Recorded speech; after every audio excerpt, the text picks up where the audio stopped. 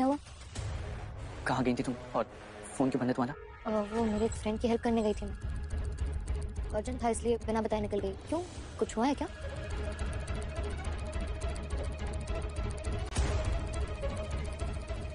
अच्छा हुआ कि आप सब लोग यही हो। मुझे रानी को कुछ देना था। मुझे क्या देना था अभी बताती हूँ। माँ, पापा, बड़ी माँ, भाभी, प्लीज आप सब लोग बाहर आ जाइए। क्या हुआ? क्या हो गया? क्या बात? ठीक है, ऐसी कौन सी बात जो तुझे सबके सामने करनी? मैं जानती हूँ कि इस घर में मेरा कोई हक नहीं है, क्योंकि ना ही मैं इस घर की बेटी हूँ और ना ही बहू। लेकिन इस घर को मैंने हमेशा से अपना ही माना है और सिर्फ दिग्विजय से प्यार किया है।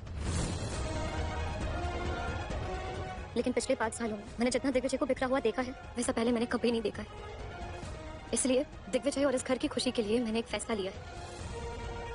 आई एम सो सॉरी, मैंने आप लोगों को पूछे बिना इतना बड़ा डिसीजन लिया, लेकिन मुझे नहीं लगता कि मैं कुछ गलत कर रही हूँ। हनीशा, लेकिन तुम कर क्या रही हो? हमें कुछ समझ में नहीं आ रहा, बताओ जरा। रानी, दिग्विजय, इस घर की खुशी के लिए इस पेपर पर प्लीज साइन कर दो। कैसे पेपर थे?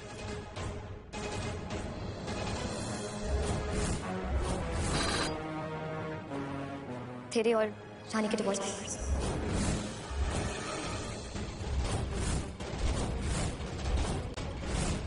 व्हाट?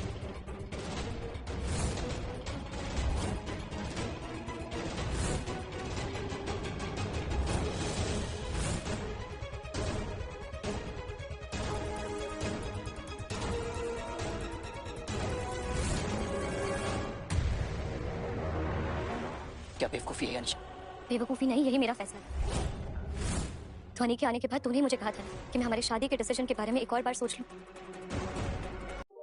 अनीशा अब दिग्विजय और रानी को एक दूसरे से अलग करने के बारे में अधिक दृढ़ है, क्योंकि वह जानती है कि दिग्विजय रानी के साथ सुलह करने की कोशिश करेगा। रानी अनीशा के पिछले अपराधों की जांच में व्यस्त है, क्योंकि वह मिस्टर बजाज की रिपोर्ट के लिए डॉ लाल से मिलने का फैसला करती है। ईशान दिग्विजय को सकारात्मक तरीके से सलाह देने की कोशिश करता है, ताकि वह रानी से उनकी पिछली गलतियों के लिए माफ़ी मांगने की कोशिश करे, क्योंकि दिग्विजय अभी भी रानी से पहले से कहीं ज़्यादा प्यार करता है।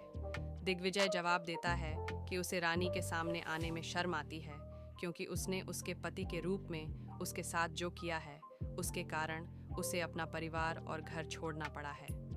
अनीशा तलाक के कागजात लाकर और रानी और दिग्विजय से उन पर हस्ताक्षर करने के लिए कहकर पूरे परिवार को एक बड़ा झटका देगी।